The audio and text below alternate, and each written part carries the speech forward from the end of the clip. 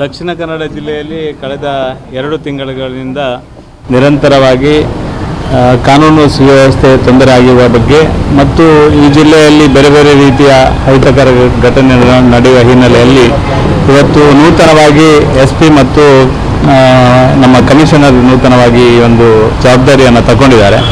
ಈ ಸಂದರ್ಭದಲ್ಲಿ ಈಗ ಇರುವಂಥ ಪ್ರಸ್ತುತ ಸಂಗತಿಗಳ ಬಗ್ಗೆ ಚರ್ಚೆಯ ಜೊತೆಗೆ ಈ ಜಿಲ್ಲೆಯಲ್ಲಿ ಶಾಂತಿ ಸುವ್ಯವಸ್ಥೆಯನ್ನು ಕಾಪಾಡುವ ನಿಟ್ಟಿನಲ್ಲಿ ಏನೆಲ್ಲ ಸಹಕಾರ ಕೊಡ್ಬೋದು, ಈ ಹಿನ್ನೆಲೆಯಲ್ಲಿ ಇವತ್ತು ನಮ್ಮ ಜಿಲ್ಲೆಯ ಎಲ್ಲ ಶಾಸಕರು ಮತ್ತು ಪಾರ್ಟಿಯ ನೇತೃತ್ವದಲ್ಲಿ ಇವತ್ತು ಕಮಿಷನರ್ ಮತ್ತು SP ಅವರ ಹತ್ರ ಮಾತಾಡಿದ್ದೇವೆ. ನಮಗೆ ವಿಶ್ವಾಸ ಇದೆ ಈ ಜಿಲ್ಲೆಯಲ್ಲಿ ಶಾಂತಿ ಸುವ್ಯವಸ್ಥೆಯನ್ನು ಕಾಪಾಡುವ ನಿಟ್ಟಿನಲ್ಲಿ ಪ್ರಾಮಾಣಿಕವಾದ ಕೆಲಸ ಕಾರ್ಯವನ್ನು ಇಲ್ಲಿಯ ಪೊಲೀಸ್ ಇಲಾಖೆ ಮುಖಾಂತರ ಈ ಇಬ್ಬರು ಅಧಿಕಾರಿಗಳು ಮಾಡ್ತಾರೆ ಎನ್ನುವ ಒಂದು ವಿಶ್ವಾಸದ ಇದೆ. ಒಂದು ಒಳ್ಳೆಯ ಚರ್ಚೆ ಆಗಿದೆ. ಅಭಿಪ್ರಾಯಗಳನ್ನು ನಾವು ನಮ್ಮ ಕಡೆಯಿಂದ ಕೊಟ್ಟಿದ್ದೇವೆ, ಅವರು ಕೂಡ ಸಾಕಷ್ಟು ಅಭಿಪ್ರಾಯಗಳನ್ನು ಕೊಟ್ಟಿದ್ದಾರೆ. ಮುಂದಿನ ದಿನಗಳಲ್ಲಿ ಈ ಜಿಲ್ಲೆ ಅತ್ಯಂತ ಒಳ್ಳೆಯ ರೀತಿಯಲ್ಲಿ ಶಾಂತಿ ಸುವ್ಯವಸ್ಥೆಯನ್ನು ಕಾಪಾಡುವ ನಿಟ್ಟಿನಲ್ಲಿ ಒಂದು ಒಳ್ಳೆಯ ಇವತ್ತು ಭೇಟಿ ಆಗಿದೆ ಅಂತ ತಿಳ್ಕೊಂಡಿದ್ದೀವಿ. ಈಗ ಹಿಂದೂ ಸಂಘಟನೆಯ ಮುಖಂಡರು ಮತ್ತು ಕೆಲವರು 36 ಜನರಿಗೆ ನೋಟಿಸ್ ಜಾರಿ ಮಾಡಿದ್ದಾರೆ ಗಡೀಪಾರು. ಅದರಲ್ಲಿ ಹಿಂದೂ ಸಂಘಟನೆ ಮುಖಂಡರು ಎಲ್ಲ ಇದ್ದಾರೆ, 21 ಜನ ಇದೆ. ಅದರ ಬಗ್ಗೆ ಏನಾದರೂ ಡಿಸ್ಕಷನ್?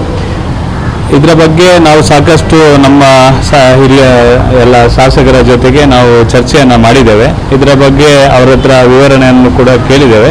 ಇದಕ್ಕೆ ಸರಿಯಾದ ವಿವರಣೆಯನ್ನು ಅವರು ಕೊಟ್ಟಿದ್ದಾರೆ. ಇವತ್ತು ಇವರು ಮಾಡಿರುವಂಥದ್ದು ಈ ಪ್ರಕ್ರಿಯೆ ಅಲ್ಲ ಅಂತ ಹೇಳಿದ್ದಾರೆ. ಇಲ್ಲಿನಿಂದ ಇದೊಂದು ಪ್ರಕ್ರಿಯೆ ಮಾಡಿದ್ದಾರೆ, ಇದು ಸರಿಯಲ್ಲ.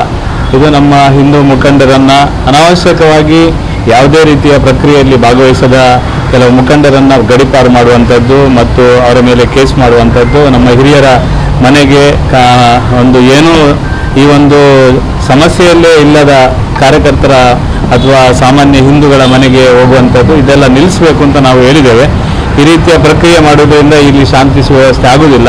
ಇವತ್ತು ಸರ್ಕಾರದ ಭಾಗವಾಗಿ ಇವತ್ತು ಈ ಜಿಲ್ಲೆಯ ಜನಪ್ರತಿನಿಧಿಗಳ ಜೊತೆಗೆ ಏನು ಯೋಚನೆ ಮಾಡಬೇಕಿತ್ತು ಸರ್ಕಾರ ಆಗಿ, ಈ ಜಿಲ್ಲೆಯ ಉಸ್ತುವಾರಿ ಸಚಿವರು ಏನು ಯೋಚನೆ ಮಾಡಬೇಕಿತ್ತು ಅದು ಮಾಡದ ಹಿನ್ನೆಲೆಯಲ್ಲಿ ಈ ರೀತಿಯ ಒಂದು ಗೊಂದಲ ನಿರ್ಮಾಣ ಆಗುವ ಬಗ್ಗೆ ನಾವು ಈಗಾಗಲೇ ನಾವು ಮಾತಾಡಿದ್ದೇವೆ.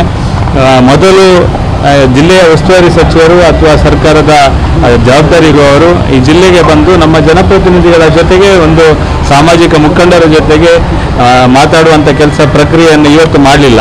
ಹಿಂದಿನ ಎಲ್ಲ ಸರ್ಕಾರ, ಯಾವುದೇ ಸರ್ಕಾರ ಇದ್ದಂಥ ಸಂದರ್ಭದಲ್ಲಿ ಕೂಡ ಈ ರೀತಿಯ ಅಹಿತಕರ ಘಟನೆ ಆದಂಥ ಸಂದರ್ಭದಲ್ಲಿ ಈ ರೀತಿಯ ಒಂದು ಪ್ರಕ್ರಿಯೆಯನ್ನು ಮಾಡ್ತಾ ಇದ್ರು. ಈ ಗಳಿಗೆ ತನಕ ಈ ಒಂದು ಪ್ರಕ್ರಿಯೆಯನ್ನು ಮಾಡುವಂಥ ಕೆಲಸವನ್ನು ಮಾಡಲಿಲ್ಲ. ಇವತ್ತು ಗಡೀಪಾರು ಮಾಡುವಂಥದ್ದು, ಇನ್ನೊಂದು ನೋಟಿಸ್ ಕೊಡುವಂಥದ್ದು, ಇದೆಲ್ಲ ಪ್ರಕ್ರಿಯೆ ಇದು ಸರಿಯಲ್ಲ ಅಂತ ನಮಗೆ ಅನಿಸಿದೆ. ಈಗ ಕೆಲವರು ವಿರೋಧ ವ್ಯಕ್ತಪಡಿಸ್ತಾ ಇದ್ದಾರೆ, ಹೋರಾಟಕ್ಕೂ ಮುಂದಾಗ್ತಾ ಇದ್ದಾರೆ. ಈಗ ಗೊತ್ತಿಲ್ಲ, ನಾನು ತಗೊಳ್ಳೋದಿಲ್ಲ, ರಿಸೀವ್ ಮಾಡೋದಿಲ್ಲ ಅಂತಾರೆ. ಮತ್ತು ಮುಂದಿನ ಹೋರಾಟ ಈಗ BJP ಯಾವ ರೀತಿ ಮುಂದಿನ ಹೋರಾಟ ನಿಲುವೇನು?